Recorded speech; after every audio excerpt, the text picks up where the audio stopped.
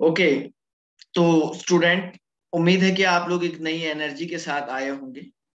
और जैसा कि मैंने आप लोगों को बताया था बच्चों कि हमें जो है आज एक नई जर्नी स्टार्ट करनी है, नया टॉपिक स्टार्ट करना है, कंडक्टेंस ऑफ इलेक्ट्रोलाइटिक सॉल्यूशन। बात समझ में आ रही सभी को? मैंने आप लोगों को बताया था बच्चों लास्ट लेक्चर में हमें स्टार्ट करना होगा नेक्स्ट लेक्चर से conductance of electrolytic solution. So guys, आइए शुरू करने से पहले कुछ बेसिक टर्मिनोलॉजीज के बारे में पढ़ते हैं।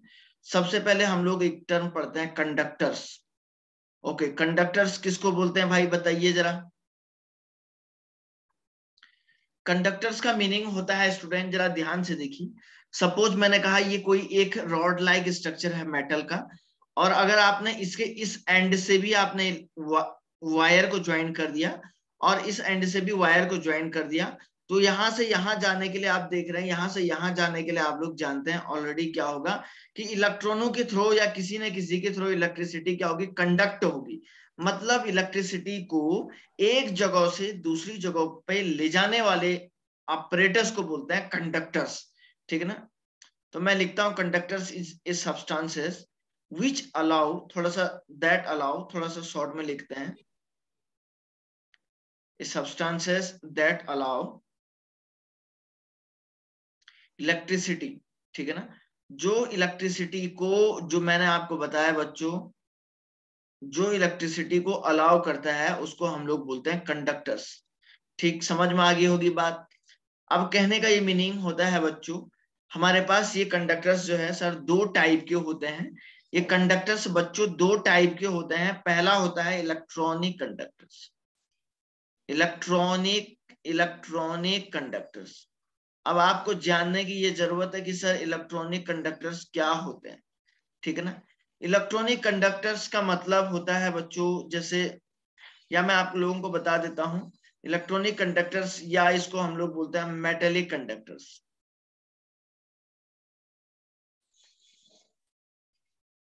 या इसको आप एक नया नाम दे दो सर, इसको बोलेंगे मेटेलिक कंडक्टर्स। अब क्वेश्चन में यह है कि सर इलेक्ट्रॉनिक या मेटल के थ्रू, जरा ध्यान से सुनिएगा, मेटल के थ्रू जब इलेक्ट्रिसिटी कंडक्ट हो जाती है तो उसको बोला जाता है इलेक्ट्रॉनिक कंडक्टर्स।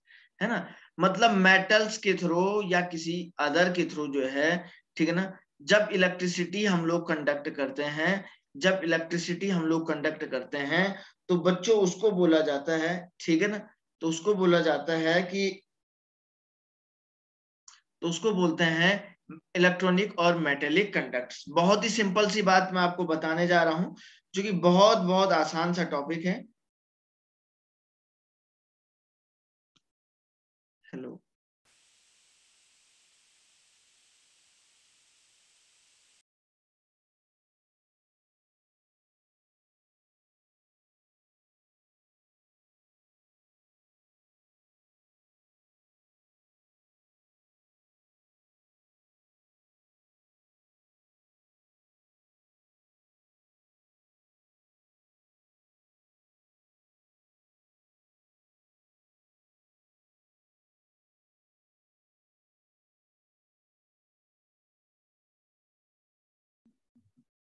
सोलह तारीख।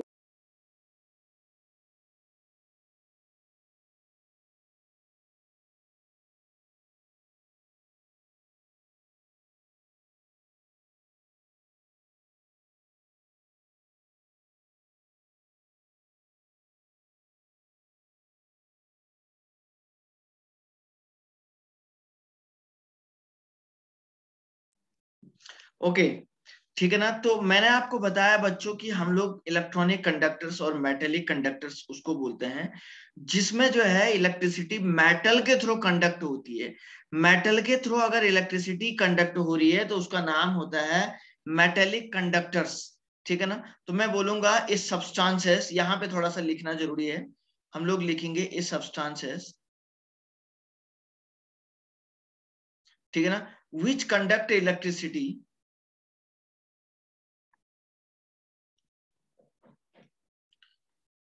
which conduct electricity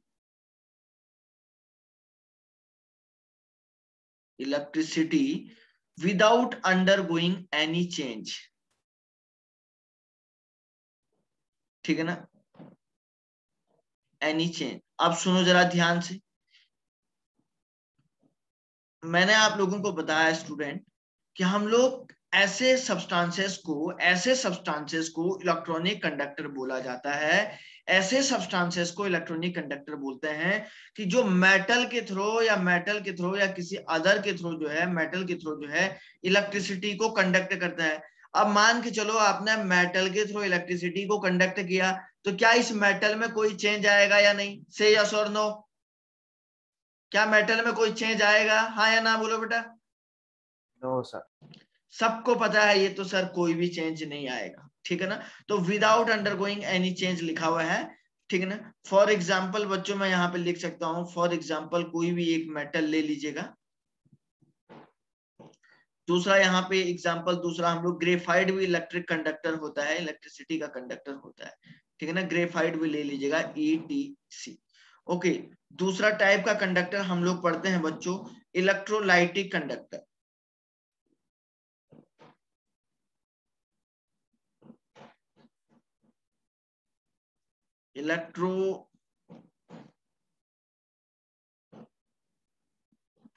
electrolytic conductors. ठीक है ना, अब देखो इलेक्ट्रोलाइटिक कंडक्टर्स का मतलब क्या होता है। जैसे जरा इधर ध्यान से सुनिएगा, जरा इधर ध्यान से सुनिएगा बच्चों, बहुत ही सिंपल सी बात मैं आप लोगों को बताने जा रहा हूं, जो कि आप लोगों के लिए बहुत बहुत इंपॉर्टेंट है। देखिए देखिए बच्चों, आप लोगों ने क्या किया, मान के चलिए आपने क्या किया, ये कोई एक बीकर लिया था, इस बीकर में आपने क्या किया, इस तरीके से कोई, ठीक है ना, इस बीकर में आपने क्या किया, यहां से 2 पिन ऐसे लगा दिए, इस साइड से आपने यहां से भी 2 पिन ऐसे लगा दिए, और यहां से आपने क्या किया, इस पे कोई एक LED बल्ब लगा दिया, इस पे कोई एक LED बल्ब आपने यहां से ऐसे लगा दिया। और जरा ध्यान से सुनिएगा, ठीक है ना, आपने यहां से क्या किया बच्चों, एक LED बल्ब लगा दिया, और यहां से आपने कोई इस पे एक बैटरी वोल्टमीटर लगा दिया। समझ में आ रही बात, क्या क्या बनाया मैंने? आ रहा बेटा समझ में सभी को? अरे आ रहा है या नहीं आ रहा है? ठीक है ना, अच्छा। अब अभी आपने क्या किया, जरा ध्यान से देखो, अभी आपने बच्चों इसमें प्योर वाटर लिया है, ये प्योर वाटर लिया हुआ है,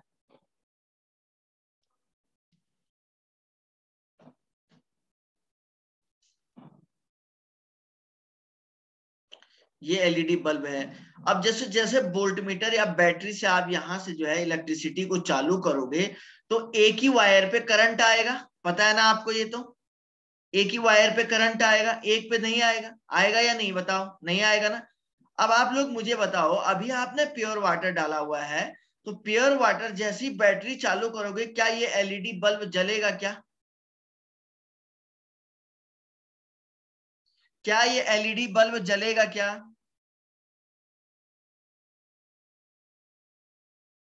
बोलो बोलो शाबाश, अरे बताओ हाँ या ना। चलिए एक और सॉल्यूशन में लेता हूं, देखो बच्चों एक और सॉल्यूशन मैंने लिया हुआ है। इस सॉल्यूशन में अब मैंने क्या किया, इस सॉल्यूशन में बच्चों मैंने अब क्या कर दिया, NaCl ले लिया, और इसमें भी वही कहानी कर दी। कहानी क्या की कि सर यहां से जो है एक LED बल्ब इसमें ऐसे यहां से लगा दिया, LED लगा दिया, और यहां से इसको एक बैटरी से ज्वाइन कर दिया, वोल्टमीटर या बैटरी जो भी आप लगाना चाह रहे हो,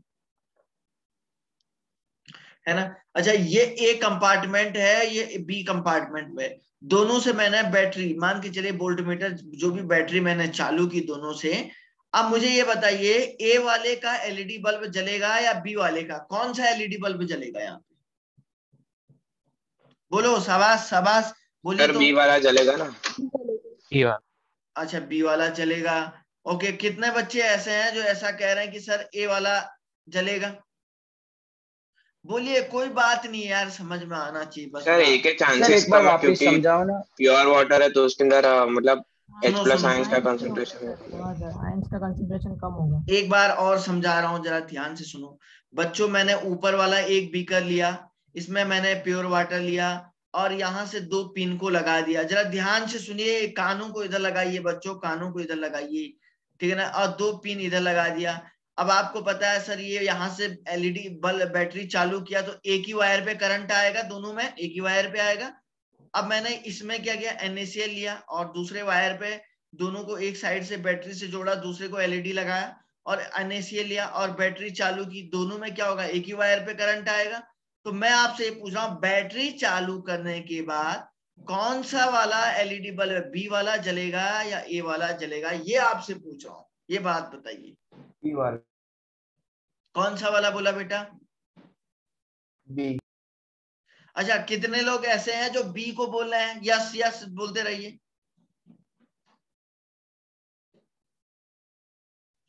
कितने लोग ऐसे हैं बच्चों जो कह रहे हैं सर बी वाला जलेगा, बताइए।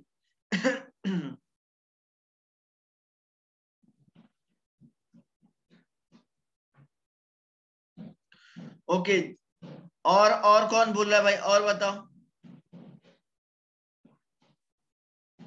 और कितने लोग ऐसे हैं? प्योर वाटर ए वाला। अच्छा सर बी वाला जले। ओके, और अरे और भी सर तो बी बच्चे वाला। बोलिए, सबको पढ़ाया जा रहा है ये। सर बी वाला। बी वाला, और भी तो बोलिए यार, सभी को तो पढ़ाया जा रहा है, ये बच्चे भी हैं। यस सर बी वाला। ओके, और अच्छा ठीक है, कोई ऐसे कौन कौन ऐसे बच्चे हैं जो कह रहे हैं सर ए वाला जलेगा, बताओ। सर एक ही चांसेस है तो सही ना। और कोई बताइए तो सर सही। मैं बोल रहा हूँ सर ए। अच्छा, और सही गलत से मतलब नहीं है बच्चों, बस मैं जानना चाहता हूँ स्टूडेंट का क्या लॉजिक है, क्या बच्चा सोच रहा है, मैं वो बात को जानना चाह रहा हूँ, बताओ। और कितने लोग कहते हैं कि सर ए वाला, बताओ। और सर ऐसा भी हो सकता है कि दोनों जले लेकिन ज्यादा एफिशिएंटली बी वाला जल सकता है।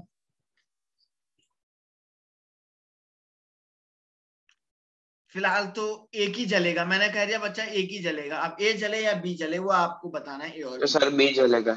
अच्छा यस सर बी बी जलेगा जलेगा। सर तो। चलो, और ए वाला और कौन है? ओके, चलिए बच्चों मैं आपको बता देता हूं, बी वाला बल्ब जलेगा। ए वाले में प्योर वाटर है, प्योर वाटर है तो आप जान रहे हैं खाली ये तो H+ और OH- है, इसका कोई कंसंट्रेशन, ये तो नॉर्मल सी बात है, H+ और OH- है। लेकिन बी वाला इसलिए जल रहा है, ए वाला इसलिए नहीं जल रहा है, क्योंकि सर यहाँ पे जो ये वाला एंड है और ये वाला एंड अभी एक दूसरे के कांटेक्ट में नहीं है। एक दूसरे के कांटेक्ट में ये तभी आएंगे जब यहां से आयंस का मूवमेंट इधर को होगा, तभी तो ये एक दूसरे के कांटेक्ट में आएंगे। यहाँ पे क्या होगा बच्चों, ये NaCl Na पॉजिटिव और Cl- आयन में टूटेगा। वाटर उतना ज्यादा आयनिक थोड़ी ना है, वाटर थोड़ा ना टूट जाएगा, वाटर को तो गर्म करना पड़ता है काफी ज्यादा, तभी तो H+ और OH- में टूटता है। ये थोड़े ना, इसको तो नॉर्मली उसमें टूट जाता है, ये तो बहुत ज्यादा जल्दी से टूटता है। तो सर यहां से Na+ और Cl- आयन टूटेंगे, तो ये आयन्स एक दूसरे के अपोजिट, नेगेटिव वाले पॉजिटिव की तरफ मूव करेंगे, पॉजिटिव वाले नेगेटिव की तरफ मूव करेंगे। तो जब आयनों का मूवमेंट होगा तो इलेक्ट्रिसिटी एक एंड से दूसरे एंड पे जाएगी या नहीं जाएगी? जाएगी ना, हाँ या ना बोलो भाई, अरे बोलो। जब आयंस का मूवमेंट होगा तो सर इलेक्ट्रिसिटी एक जगह से दूसरे जगह पे जाएगी, तो इसलिए ये NaCl बोला जाता है, ये एक इलेक्ट्रोलाइट है। तो जैसे ही मैंने बैटरी को चालू किया, बैटरी से इलेक्ट्रिसिटी से ये वाला इलेक्ट्रोलाइट Na पॉजिटिव आयन और Cl नेगेटिव आयन में टूट दिया। तो इसमें चेंज आया नहीं आया, NaCl टूट गया ना, आयंस में टूट गया। तो आयंस के, ठीक है ना, चेंज होने के बाद जैसे ही आयंस में टूटेगा तभी तो इलेक्ट्रिसिटी क्या होगी, कंडक्ट होगी, और तभी तो सर ये वाला जलेगा, ठीक है ना। तो मैं यहाँ पे लिखूंगा बच्चों, तो ये इलेक्ट्रोलाइटिक सॉल्यूशन, ये इलेक्ट्रोलाइट है, तो इलेक्ट्रोलाइट से बना हुआ जो सॉल्यूशन होगा वो इलेक्ट्रोलाइटिक सॉल्यूशन होगा, नहीं होगा? वो इलेक्ट्रोलाइटिक सॉल्यूशन होगा। और एक ऐसा कंडक्टर जिसमें इलेक्ट्रिसिटी इलेक्ट्रोलाइटिक सॉल्यूशन के द्वारा कंडक्ट होती है ना, तो ये इलेक्ट्रोलाइटिक सॉल्यूशन है। तो मैं यहाँ पे लिखूंगा इलेक्ट्रोलाइटिक कंडक्टर्स उसको बोलते हैं विच कंडक्ट इलेक्ट्रिसिटी, ठीक है ना, विच conduct electricity,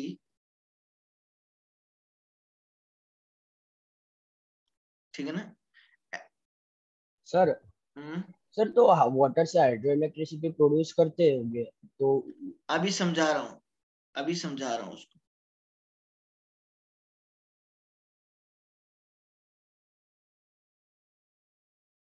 when current is passed through it,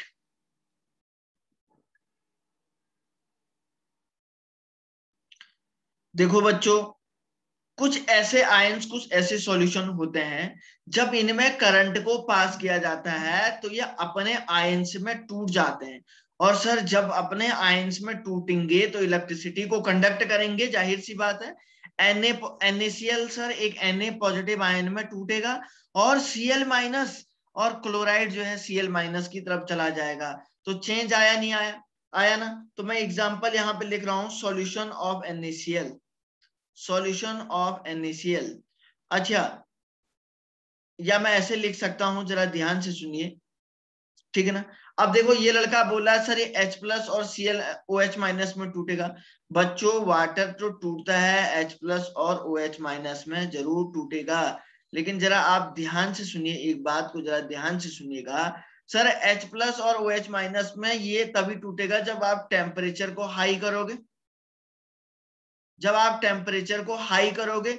और ये तो एक ऐसा इलेक्ट्रोलाइट है, NaCl एक ऐसा इलेक्ट्रोलाइट है बच्चों जो कि कम टेम्परेचर पे भी टूट जाता है, कम टेम्परेचर पे भी ब्रेक डाउन हो जाएगा।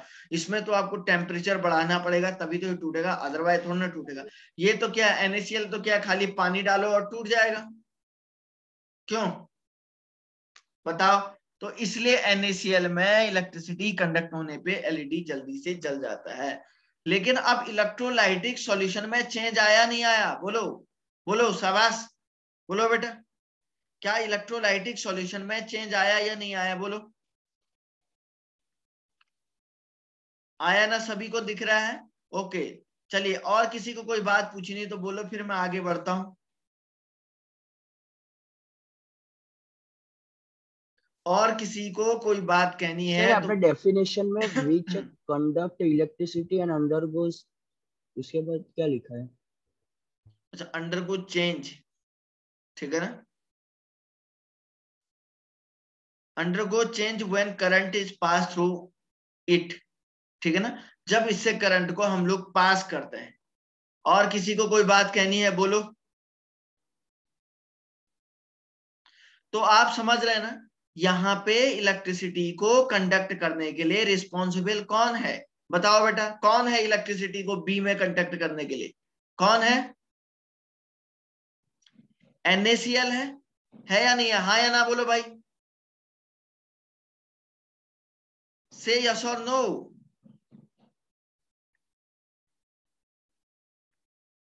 ओके, तो बच्चों आप एक बात देखिए, यहाँ पे NaCl क्या है? सर NaCl एक स्ट्रॉन्ग इलेक्ट्रोलाइट है। NaCl क्या है? एक तरीके से इलेक्ट्रोलाइट है ना। तो NaCl आपने क्या पढ़ा सर? इलेक्ट्रोलाइट मतलब जो कम टेम्परेचर पे हो जाए, सेपरेट हो ही ना। जी, अभी सुनो पहले, NaCl क्या बोला मैंने? इलेक्ट्रोलाइट है। इलेक्ट्रोलाइट का मतलब होता है बच्चों जो सॉल्ट जो है इलेक्ट्रिसिटी को कंडक्ट कर सकता है। इलेक्ट्रोलाइट का मतलब होता है बच्चों जो सॉल्ट जो है इलेक्ट्रिसिटी को कंडक्ट कर सकता है।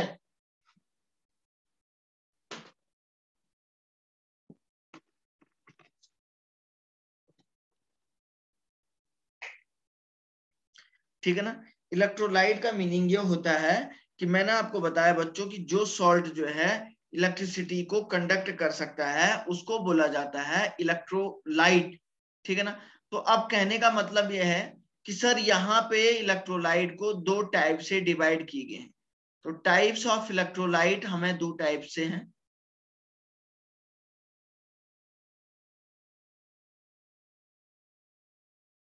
तो टाइप्स ऑफ इलेक्ट्रोलाइट हमारे पास दो टाइप से हैं। तो पहले टाइप का जो इलेक्ट्रोलाइट होता है इसको बोला जाता है स्ट्रॉन्ग इलेक्ट्रोलाइट। समझ में आई बात क्या? स्ट्रॉन्ग इलेक्ट्रोलाइट, ओके, अब मुझे एक बात बताओ बच्चों, स्ट्रॉन्ग इलेक्ट्रोलाइट वही होगा ना जिसका डिसोसिएशन बहुत आसानी से हो जाएगा। स्ट्रॉन्ग इलेक्ट्रोलाइट का मीनिंग होता है बच्चों एक ऐसा इलेक्ट्रोलाइट जो बहुत आसानी से टूट जाता है, समझ रहे ना, उसको बोला जाता है स्ट्रॉन्ग इलेक्ट्रोलाइट, ठीक है ना। तो मैं यहां पे बोलूंगा विच डिसोशिएट इजिली। डिसोसिएशन का मतलब होता है टूटना, ठीक है ना। अच्छा, अब आप मुझे बताइए NaCl स्ट्रॉन्ग इलेक्ट्रोलाइट है या वीक इलेक्ट्रोलाइट है, अब बताओ। NaCl स्ट्रॉन्ग में आएगा नहीं आएगा बेटा? Yes sir. ठीक है ना। कैल्शियम क्लोराइड हो जाएगा, ETC, ये सारे के सारे स्ट्रॉन्ग इलेक्ट्रोलाइट होंगे। दूसरा टाइप का इलेक्ट्रोलाइट हमारे पास होता है बच्चों जिसको हम लोग बोलते हैं सर वीक इलेक्ट्रोलाइट। एक और हमारे पास दूसरा सॉल्यूशन होता है वीक। तो मैं यहां पे लिखूंगा वीक इलेक्ट्रोलाइट उसको बोलते हैं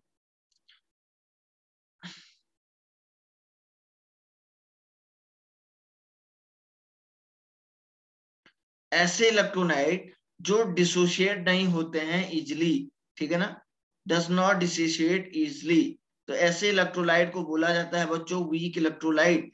अच्छा, ऊपर वाले इलेक्ट्रोलाइट में आप देखिए जब डिसोसिएशन इनका आसानी से होगा तो अल्फा, अल्फा का मतलब क्या होता है? डिग्री ऑफ डिसोसिएशन होता नहीं होता है, डिग्री ऑफ डिसोसिएशन। तो अल्फा की वैल्यू स्ट्रॉन्ग इलेक्ट्रोलाइट के लिए 100% होगी नहीं होगी? तो अल्फा इनके लिए 100% होगी नहीं होगी? ठीक है ना। तो मैं यहां पे लिखूंगा वी के लिए क्या होगा, alpha does not equal to 100%। Alpha क्या है? Degree of dissociation. जो इलेक्ट्रोलाइट जितना ज्यादा डिसोसिएट हो जाएगा बच्चों उसका डिग्री ऑफ डिसोसिएशन उतना ही ज्यादा होता है। बहुत सिंपल सी बात बोला। तो यहाँ पे एग्जांपल ले लेते हैं, एग्जांपल लेते हैं बच्चों। सपोज मैंने कहा solution of sugar, acetic acid, ये सब के सब ETC, ये सब के सब वीक इलेक्ट्रोलाइट है। इसका स्क्रीनशॉट ले लो आप लोग।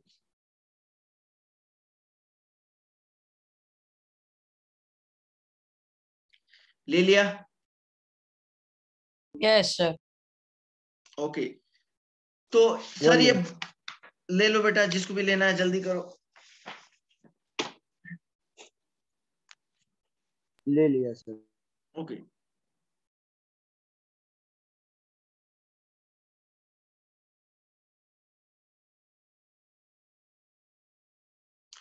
चलिए अब हम लोग जानते हैं सर, आगे धीरे धीरे बढ़ते हैं। मैंने जैसा कि आपको बताया बच्चों हम लोग एक बेसिक टॉपिक से लेके आगे चल रहे हैं।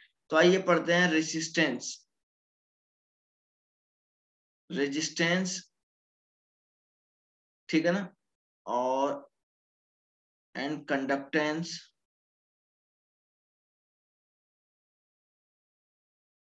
Of solution.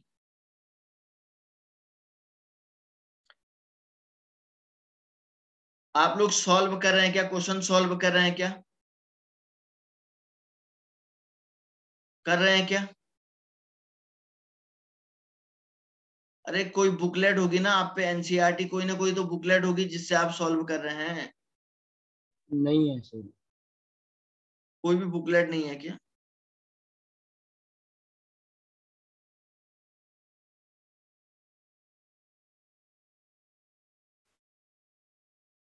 ओके, कोई दिक्कत नहीं।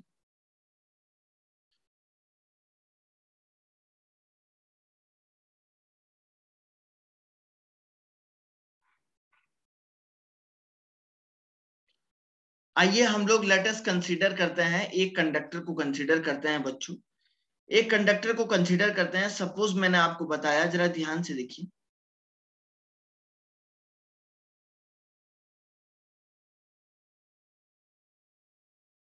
ये कोई मैंने एक कंडक्टर ले लिया है।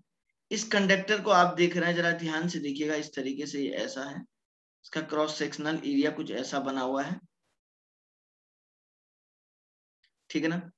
आपने क्या किया, इसके इस एंड को और इसके इस एंड को आप देख रहे हैं, इसके इस एंड को और इस एंड को जो है आपने क्या किया बच्चों, बैटरी से ज्वाइन कर दिया, ठीक है ना।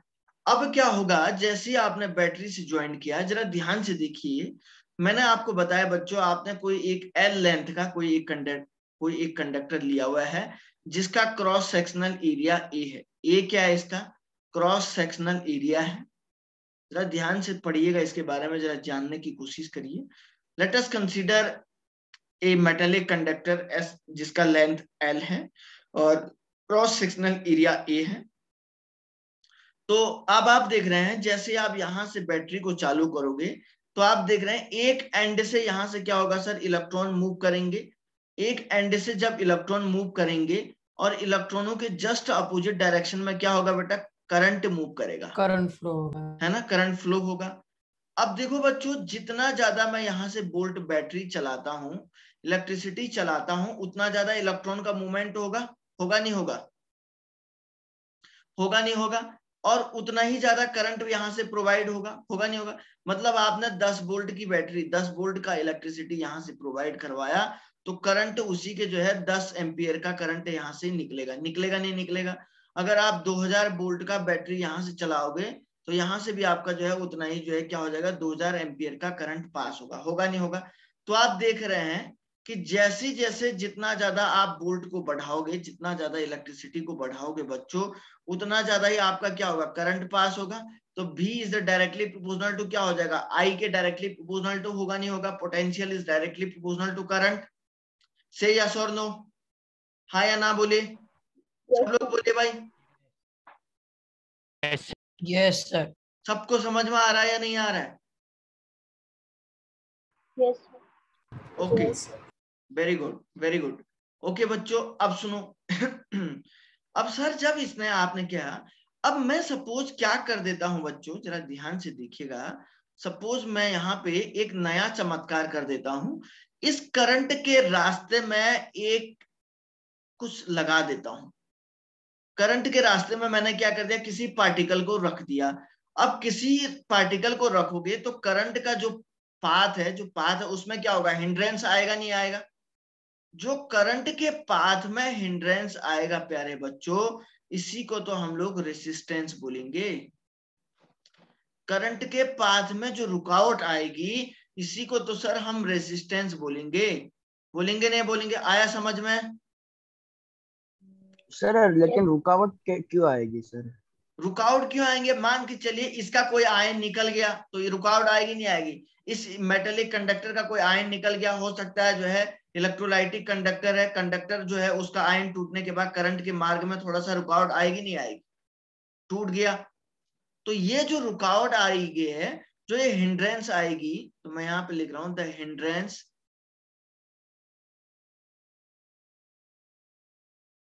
Provided by the solution.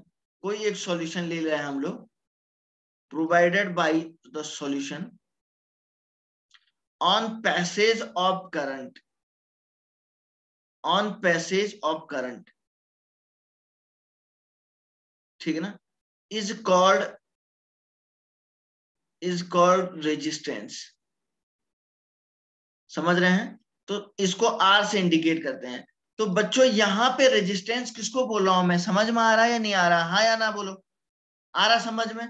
तो सर अगर इस करंट के मार्ग में, इस करंट के पैसेज में अगर कोई आपने कोई इलेक्ट्रोलाइटिक सॉल्यूशन का कोई आयन यहाँ पे लग जाएगा, तो यहां से कुछ रुकावट आएगी करंट के, और कुछ करंट तो सर यहां से बहेगा नहीं बहेगा, आएगा नहीं आएगा, कुछ करंट तो यहां से प्रोवाइड होगा। तो प्रोवाइड जो करंट होगा उसको बोला जाता है कंडक्टेंस। उसको क्या बोलते हैं बेटा, कंडक्टेंस। मतलब यहां से नीचे से जो करंट जाएगा, जो कुछ तो जाएगा कुछ रुकेगा, तो जो जाएगा उसको बोलते हैं कंडक्टेंस, और जो यहाँ पे रुक जाएगा बच्चों उसको बोलते हैं रेजिस्टेंस। तो बच्चों जैसे हम यहाँ से V इक्वल टू ये प्रोपोर्शनैलिटी साइन ओपन करते हैं, तो एक टर्म जनरेट होता है जिसको बोलते हैं R। तो ये R यहाँ पे क्या है बच्चों, यही R यहाँ पे रेजिस्टेंस है, और यही ओम्स लॉ है, ठीक है ना। तो इसको हम लोग कभी एक नाम देते हैं ओम्स लॉ, जो कि आप फिजिक्स में पढ़ोगे बढ़िया से, यहाँ पे थोड़ा सा इसके बारे में इंट्रोडक्शन है, वो मैंने आपको दे दिया है। किसी को अब यहाँ तक कोई बात कहनी है तो वो मुझे बोलें, बोलिए शाबाश, बोलिए बेटा। अगर किसी को कोई भी बात कहनी है तो बोलिए, कोई भी डाउट है तो बोल सकता है वो।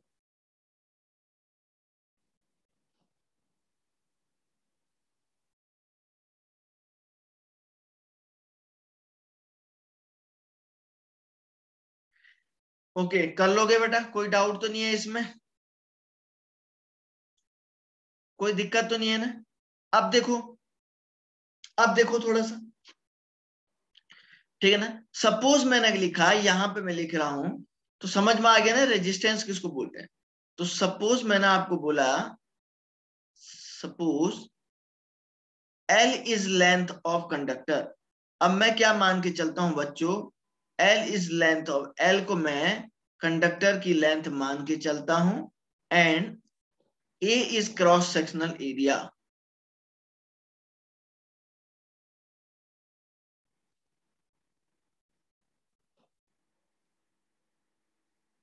अब सुनो, जैसे जैसे आप कंडक्टर की लेंथ को बढ़ाओगे, उसको खींचोगे, तो रेजिस्टेंस बढ़ेगा या कम होगा, बताओ। जैसे जैसे बच्चों आप कंडक्टर की लेंथ को खींचोगे, तो आप लोग मुझे ये बताइए कि सर रेजिस्टेंस कम होगा या बढ़ेगा, बताओ। रेजिस्टेंस कम होगा या बढ़ेगा, क्या? बढ़ेगा। बिल्कुल बढ़ेगा सर, सर। बढ़ेगा बिल्कुल। बढ़ेगा। जैसे ही सर आप इसको खींचोगे, जैसे बच्चों आप इसको खींचने की कोशिश करोगे, और जब आप खींचने की कोशिश करोगे तो already resistance directly proportional to हो जाएगा लेंथ के, ठीक है ना। ओके, अच्छा, अगर आप इसके क्रॉस सेक्शनल एरिया को बढ़ाओगे, इसको ओपन करोगे, तो रेजिस्टेंस बढ़ेगा या कम होगा। मान के चलिए आप इसको और क्या कर रहे हैं, और इसको ओपन कर रहे हैं और इसको ऊपर को बढ़ाएंगे, तो क्रॉस सेक्शनल एरिया बढ़ाओगे तो रेजिस्टेंस कम होगा या बढ़ेगा, कम हो। सबको पता है। तो 1/A हो जाएगा। तो बच्चों मैं इसको ऐसे लिख सकता हूं, R directly proportional to L/A। तो R इज इक्वल टू, यहाँ पे एक कांस्टेंट टर्म, एक टर्म जनरेट होता है जिसको L/A ऐसे लिखते हैं, और ये रो का मतलब यहाँ पे होता है बच्चों, ये रो टर्म इसको बोलते हैं, रो का मतलब होता है रेजिस्टिविटी, ठीक है ना। सर आपका वॉइस लैग हो रहा है। सबको लैग हो रहा है क्या? No sir. तो यार मुझे लग रहा है कि शायद तेरे यहाँ नेटवर्क की प्रॉब्लम हो सकती है। Okay sir. और किसी को और लैग हो रहा है क्या? No sir. हाँ, तो हो सकता है यार तेरे पास नेटवर्क की प्रॉब्लम। तो आप देख रहे हैं कि सर रेजिस्टिविटी किसको बोलते हैं, कि R इज इक्वल टू ये हो गया। अब ये जो L/A पूरा का पूरा टर्म है बच्चों, इस पूरे के पूरे L/A को हम एक नया नाम देंगे जिसको हम बोलेंगे सेल कांस्टेंट। इसको क्या बोलेंगे हम लोग, सेल कांस्टेंट टर्म नाम देंगे। तो cell constant L/A is equal to क्या हो जाएगा, L/A इज इक्वल टू हो जाएगा रेजिस्टेंस अपॉन रेजिस्टिविटी। तो सेल कांस्टेंट पूरा L/A को नाम दिया जाता है रेजिस्टेंस अपॉन रेजिस्टिविटी, ठीक है ना। ओके, इसमें से कुछ चीजें नोट करना चाहते हैं तो नोट कर लीजिएगा।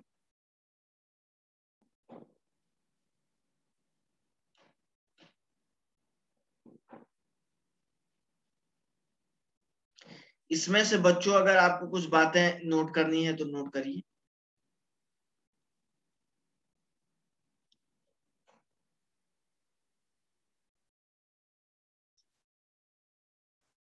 चलिए चलिए चलिए चलिए बच्चों, आगे बढ़ते हैं, थोड़ा सा देखिए। ओके, अब जरा ध्यान से देखो। सर हम लोग एक काम करते हैं, इसकी यूनिट निकाल के दिखाते हैं, यूनिट निकाल के दिखाते हैं।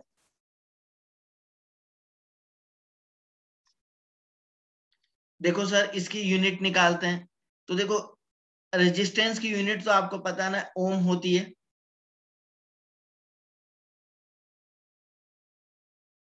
इसकी यूनिट क्या होती है बच्चों, ओम होती है, ठीक है ना।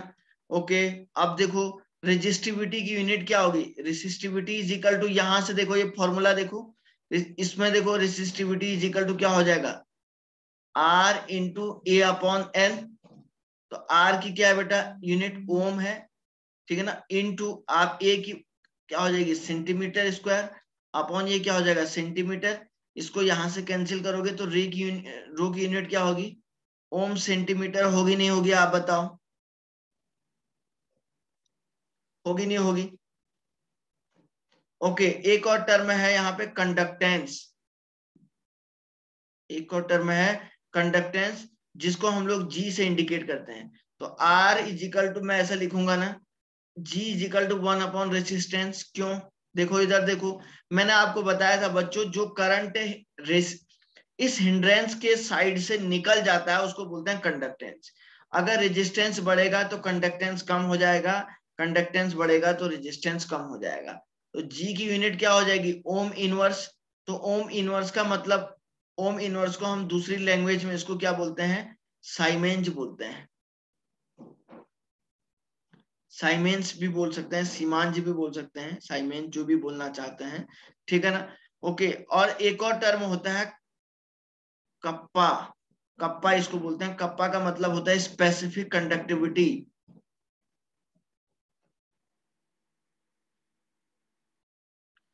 स्पेसिफिक कंडक्टिविटी, तो specific conductivity kappa is equal to होता है बच्चों 1 अपॉन रो, मतलब रेसिस्टिविटी के जस्ट इनवर्सली प्रोपोर्शनल टू होता है। और कप्पा की यूनिट क्या होगी? देखो कप्पा की यूनिट 1 अपॉन, देखो रो की यूनिट क्या है? ये वाली है, 1 upon ohm into centimetre is equal to क्या हो जाएगा? Ohm inverse centimetre. तो ओम इनवर्स को आप लोग क्या बोलते हैं? साइमेंज बोलते हैं। तो मैं ऐसे लिखूंगा साइमेंज सेंटीमीटर। साइमेंज सेंटीमीटर किसकी यूनिट हो जाएगी?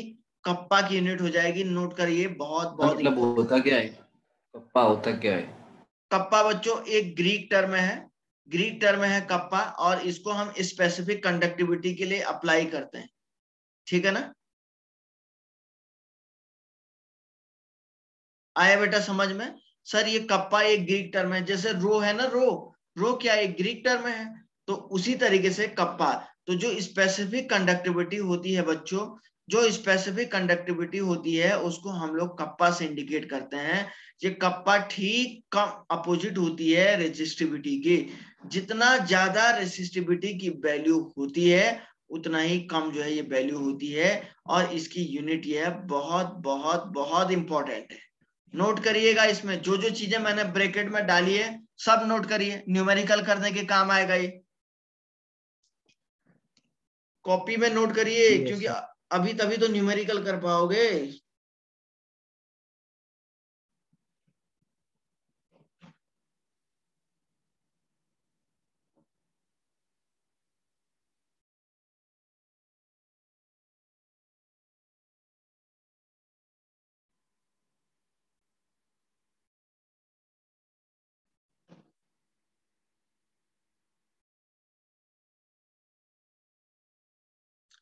हो गया तो बताना भाई।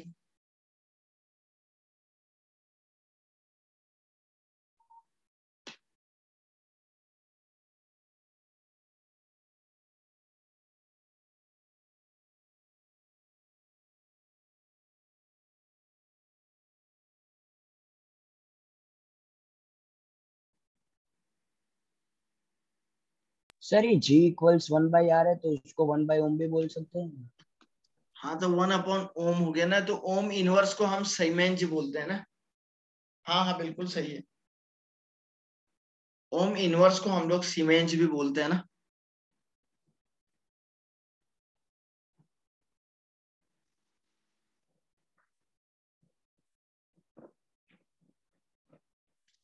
ठीक है ना, कर लेंगे बेटा। समझ में आ रही बात या नहीं, बोलो।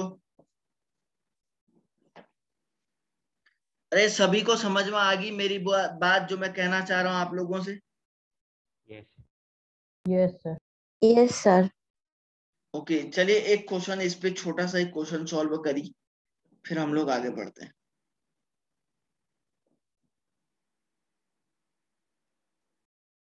ये नोट कर लेना है बेटा, ये सब नोट कर लेना है, ये जब जो भी क्वेश्चन दिए हैं। जो भी मैंने ब्रैकेट में रखे हुए हैं।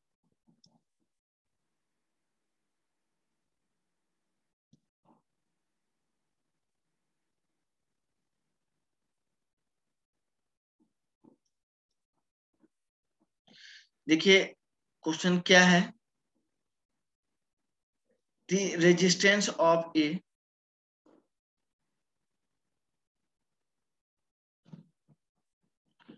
the resistance of a conductivity cell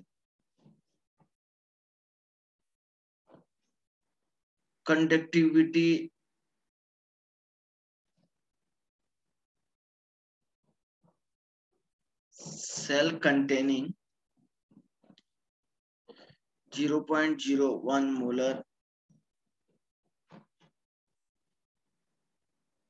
KCl solution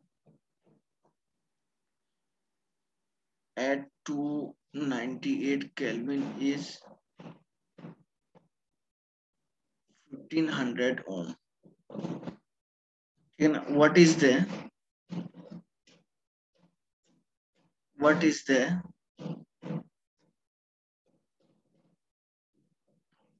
cell constant if the conductivity of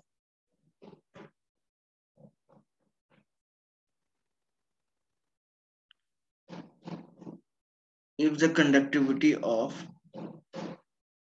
0.001 molar KCl solution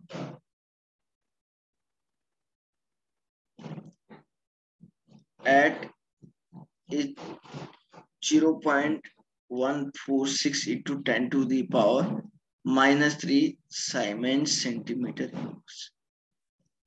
question में क्या लिखा गया है? The resistance of conductivity cell containing 0.01 molar KCl solution at 298 Kelvin, temperature is 1500 ohm दिया गया है. What is the cell constant if the conductivity of 0.001 molar, है ना?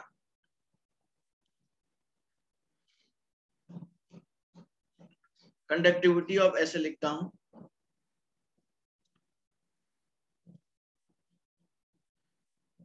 0.01 मोलर, ठीक है ना, 0.01 मोलर KCl सॉल्यूशन एट, ठीक है ना, इतना इतना दिया गया. कंडक्टिविटी अगर इतना दिया गया है, आपसे पूछ रहा है what is the cell constant. आपको बच्चों L अपॉन ए का मतलब होता है सेल कांस्टेंट की वैल्यू निकाल के देनी है मुझे. जरा निकालिए तो, सारे वही फॉर्मूले पे अप्लाई करना है जो मैंने अभी अभी आपको करवाया है. जरा करके दिखाओ बच्चा, करके दिखाओ बेटा, जरा शाबाश, जल्दी से करो तो.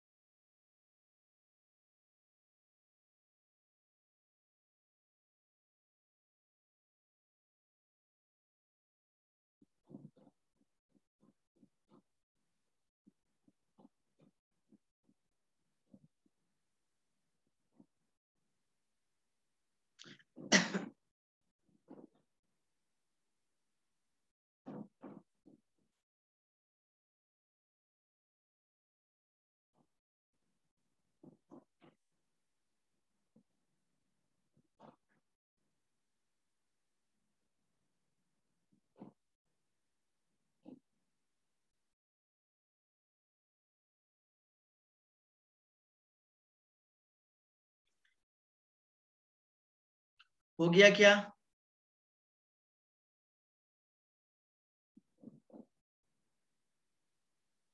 बोलिए, हो गया क्या?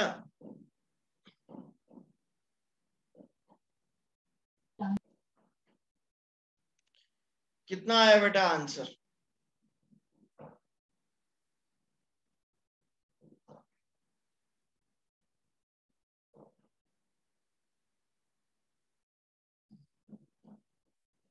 कितना आया आंसर?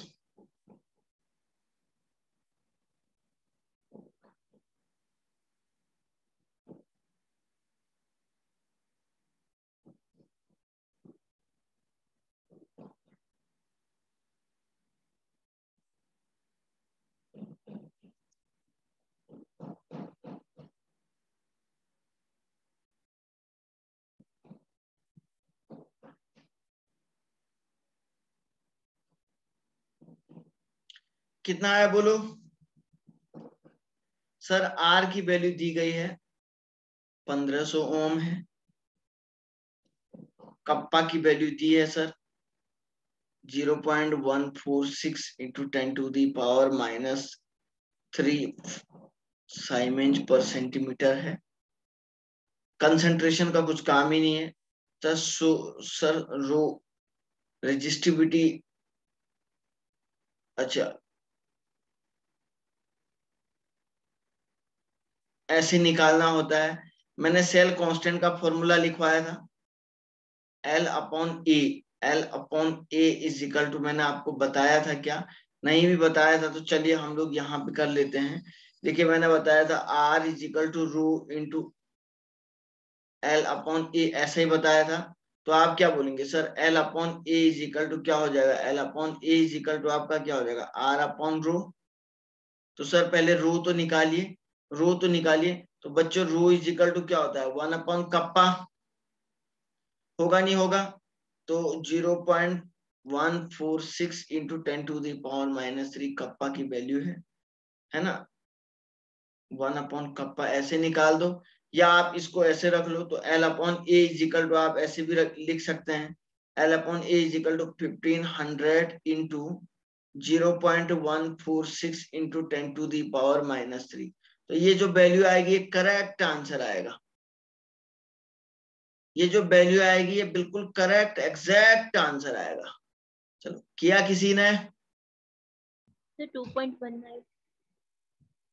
हाँ 0, अच्छा 2 पॉइंट आ रहा है या 0.2 आ रहा है? 0.219 आ रहा 0.21। वेरी वेरी है। Good, very very good. बस मोबाइल से सर इसको कैलकुलेट कर दो, क्या है कुछ थोड़े ना है। ओके, और किसी को कोई बात कहनी है क्या? और बच्चों किसी को कोई बात कहनी है तो बोलो, कुछ अगर बोलना है तो बोलिए बेटा।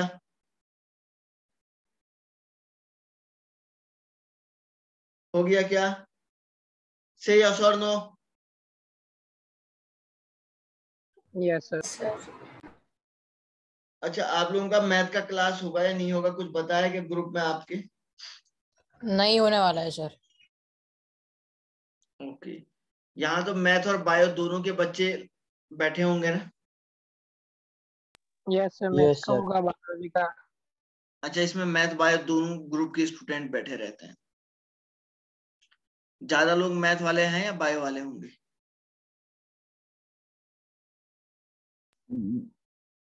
कौन लोग ज्यादा हैं, बायो वाले या मैथ वाले? मैथ्स वाला। अच्छा मैथ्स वाले बच्चे ज्यादा हैं। सर बायो, 2-3 का ही डिफरेंस है। अच्छा बायो में कितने हैं? 15 है सर। अच्छा 15 बायो में है और मैथ में? 20-21 होंगे सर। ओके, आइए बच्चों एक नया टॉपिक पढ़ते हैं जिसको बोलते हैं मोलार कंडक्टिविटी।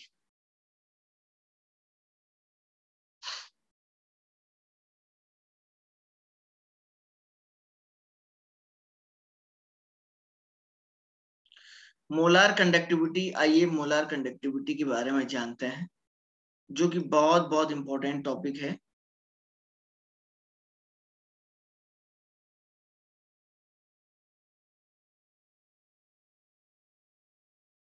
मोलार कंडक्टिविटी,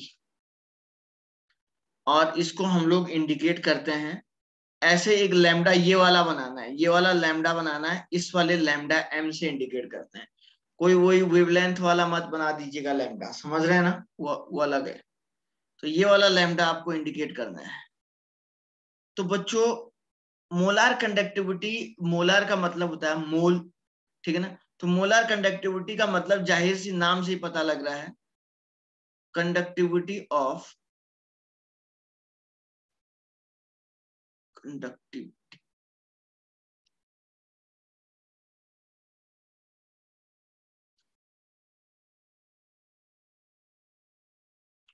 आज इस बैच में एक आध बच्चा नया भी आया है शायद पढ़ने के लिए, नया है या पुराना ही है? Conductivity of 1 mole electrolytic solution. तो ब्रैकेट में क्या है? ये लैम्डा एम है, लैम्डा एम है, इसको लैम्डा बोलते हैं, समझ रहे हैं ना। ये वाला लैम्डा यूज करना है आपको, वो वेवलेंथ वाला मत तो कर वो देना। वाला यूज नहीं कर सकते हम? नहीं नहीं नहीं नहीं, वो वेवलेंथ वाला लैम्डा अलग है। गड़बड़ मत कर देना बच्चों, गड़बड़ मत कर देना, गड़बड़ मत कर देना। तो कहने का मतलब है सर, मोलार कंडक्टिविटी उसको बोलते हैं conductivity of 1 mole electrolytic solution. 1 mole electrolytic solution की जो कंडक्टिविटी होगी, फॉर एग्जांपल सर आपने कोई NaCl का 1 मोल लिया, अब NaCl का आपने NaCl क्या लिया, NaCl का 1 मोल सॉल्यूशन लिया, तो जो इसकी कंडक्टिविटी होगी वही तो इसकी मोलार कंडक्टिविटी हो जाएगी, इसी को मोलार कंडक्टिविटी बोलते हैं। सो दिस मोलार कंडक्टिविटी बच्चों represented by this type of the lambda M. So the formula of the lambda M equal to होगा kappa upon concentration, kappa upon concentration. Kappa को आप जानते हैं, तो बच्चों सुनो सुनो सुनो सुनो, कप्पा अपॉन कंसंट्रेशन होगा सर, ये कंसंट्रेशन मोलारिटी में होगी या नहीं होगी? Concentration is equal to molarity में होगा नहीं होगा? तो lambda M is equal to kappa upon molarity. बहुत बहुत इंपॉर्टेंट क्वेश्चन है बच्चों। अब क्वेश्चन में एक बहुत बड़ी बात है, बहुत बड़ी बात क्या है, कप्पा की यूनिट से हमें डिसाइड करना पड़ता है। तो मैं आपको कप्पा की यूनिट के बेस पे कब कौन सा फॉर्मूला, देखो हम लोग यहाँ पे 2 फॉर्मूले लिखते हैं, ट्रिक से आपको थोड़ा याद दिलाना है, याद करना है, नहीं तो आप क्वेश्चन सॉल्व नहीं कर पाओगे, नहीं तो आप रॉन्ग क्वेश्चन करोगे।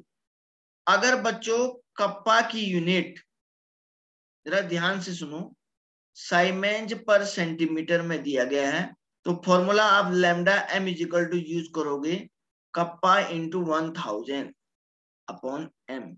मैंने यूनिटरी मेथड से इसको खुद से कन्वर्ट करके बनाया हुआ है, क्योंकि बच्चे को ज्यादा दिक्कत ना हो, ऊपर नीचे मल्टीप्लाई, क्योंकि बायो वाले बच्चे भी हैं वो नहीं कर पाएंगे इसको ऊपर नीचे यूनिटरी मेथड को चेंज, तो इसलिए ये आसान है। अगर कप्पा की यूनिट बच्चों साइमेंज पर मीटर में रखा हुआ है, तो आपको कप्पा अपॉन मोलारिटी इंटू 1000 ये वाला फॉर्मूला यूज करना है लैम्डा एम के लिए।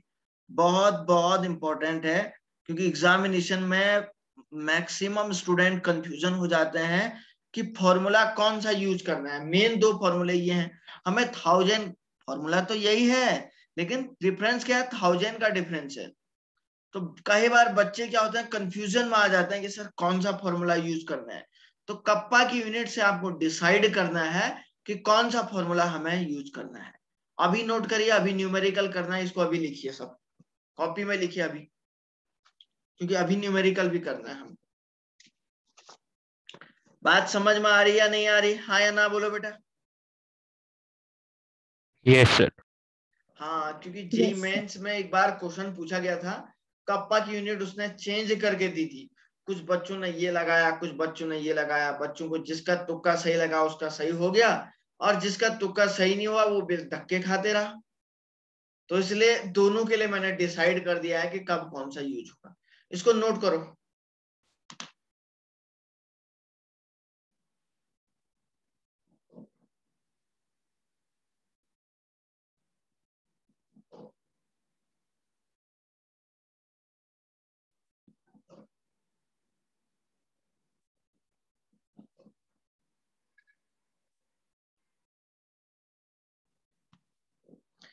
हो जाएगा क्या, कर लिया Yes, sir. Note? Okay,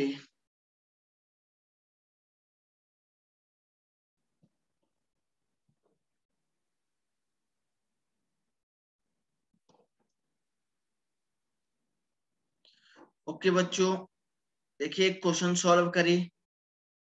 question 1 is like this, electrolytic conductivity of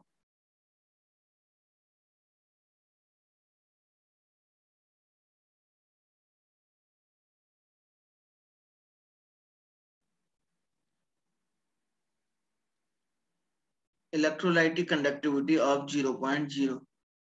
0.3 molar solution of KCl at 298 Kelvin is 3.72 into 10 to the power minus 2 Siemens centimeter inverse. Calculate the lambda m. लो करिए। अब तो इस क्वेश्चन को तो यार जो नहीं कर पाएगा तो बहुत शर्मनाक बात है, क्योंकि बड़ी गलत बात है जो बच्चे नहीं कर पाएंगे, क्योंकि इतना आसान क्वेश्चन है कि मैं बोल भी नहीं सकता। आंख बंद करके सबके आंसर बताइए, सब लोग बताइए, करिए इसको।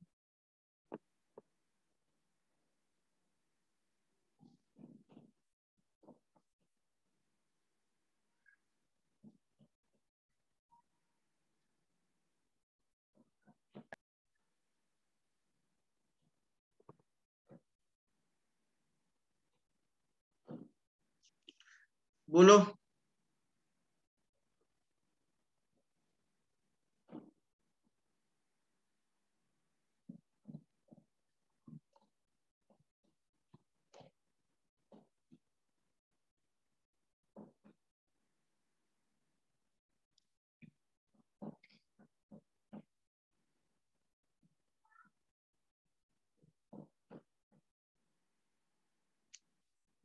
बोलो बच्चों।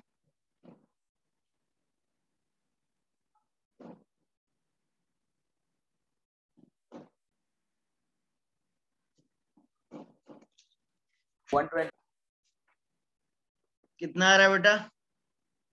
सर 124। हाँ 120 फॉर्मूला क्या लगाया? Lambda M is equal to kappa into 1000 divided by molarity. Molarity दी हुई है, कप्पा की वैल्यू दी हुई है, तो मैं इसका आंसर नहीं लिख रहा हूं कॉपी में, मुझे उम्मीद है कि आप लोगों ने कर दिया होगा। ओके, क्वेश्चन नंबर 2 लिखूं? नोट कर लो भाई, जो लोग नहीं कर पाए वो नोट कर लो इसको। जो लोग इस फॉर्मूले को लिखना है, इसमें वैल्यू रखनी है और सीधे फाइंड आउट कर देना है। नोट कर लो इसको जल्दी से। आइए क्वेश्चन नंबर 2 की शुरुआत करते हैं।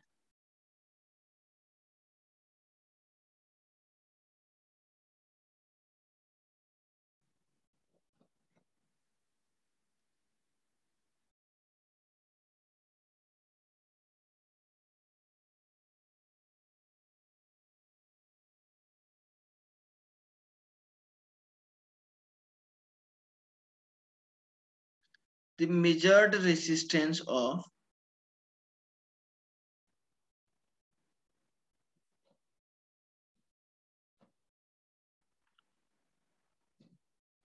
a conductivity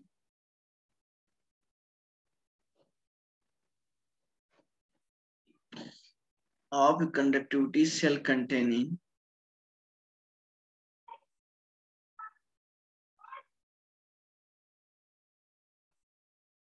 7.3 10 to the power minus 3 molar solution of KCl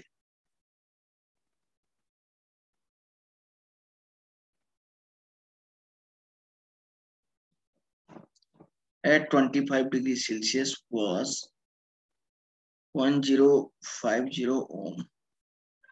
Calculate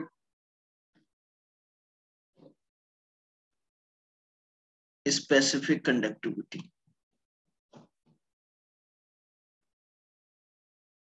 and lambda m. चलो, स्पेसिफिक कंडक्टिविटी का मतलब कप्पा की वैल्यू और लैम्डा एम दोनों फाइंड आउट करने।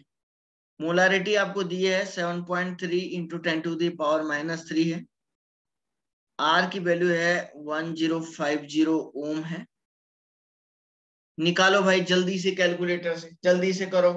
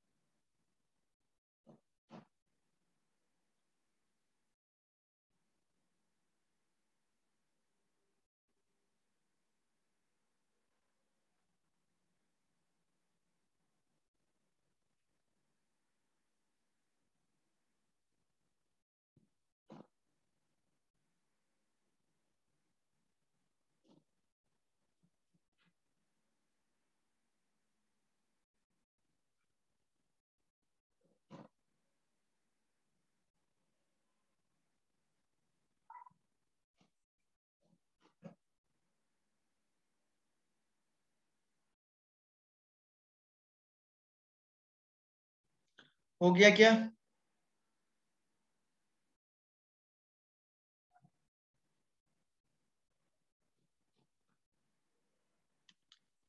देखो देखो देखो बच्चों कैसे कर रहे हैं आप लोग, मैं ही आपको बता देता हूं। सर कप्पा इजिकल टू क्या होता है, 1/r होता है। तो 1/10 है ना, 1/1050 कितना होगा? 1/1050 कितना आया? ये कितना आया बोलो? 9.5 into 10 raised to minus 4. 9.52 into 10 to the power -4 ohm inverse का मतलब साइमेंज में वैल्यू आई है। Sir, हाँ जी, kappa equals to 1/ρ. हाँ ये सर कप्पा इक्वल्स 1/p नहीं होता सर? सॉरी। अच्छा, मैंने इसमें आपको सेल कांस्टेंट की वैल्यू नहीं दी क्या? No sir. ओके, हाँ हाँ, थोड़ा सा मिस्टेक होगी। सेल कांस्टेंट आप लिख लीजिएगा।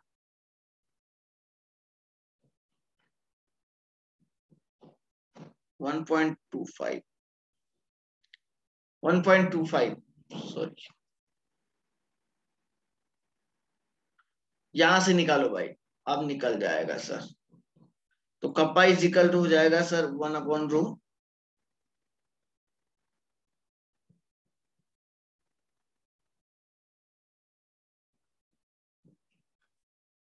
तो कप्पा इजिकल टू 1/ρ, कप्पा की वैल्यू कितनी आई जरा जल्दी बताना।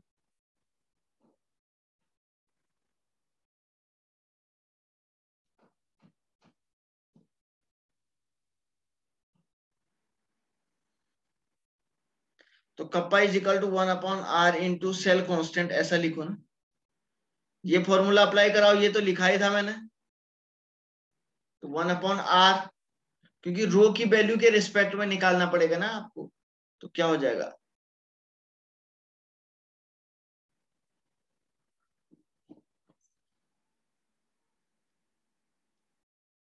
तो ये कितना आएगा?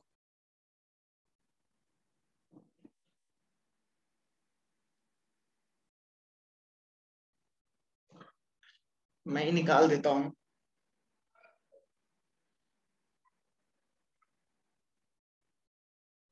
Sir, 1.19 into 10 raised to minus 3. 1.19 into 10 to the power -3। Very good बेटा। ये आएगा साइमेंज पर सेंटीमीटर में, समझ रही है ना? क्योंकि सेल कांस्टेंट भी है ना सेंटीमीटर में। सेल कांस्टेंट की वैल्यू आपको सेंटीमीटर इनवर्स लिखना है ना। अब आपको lambda M is equal to लिखना है kappa into 1000 divided by molarity. तो कप्पा की value 1.19 into 10 to the power -3 into 1000 divided by 7.3 into 10 to the power -3।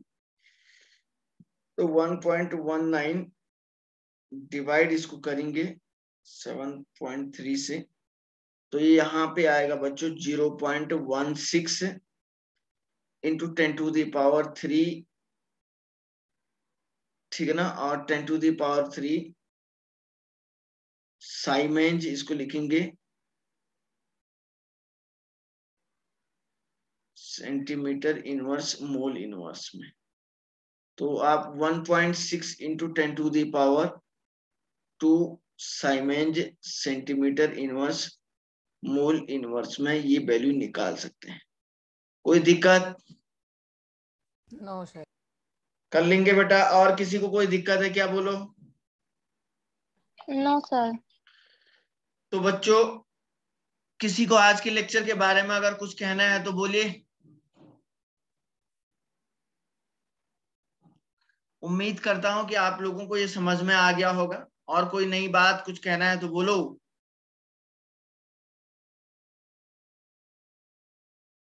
चलिए बच्चों, मिलते हैं आप लोगों से नेक्स्ट लेक्चर में।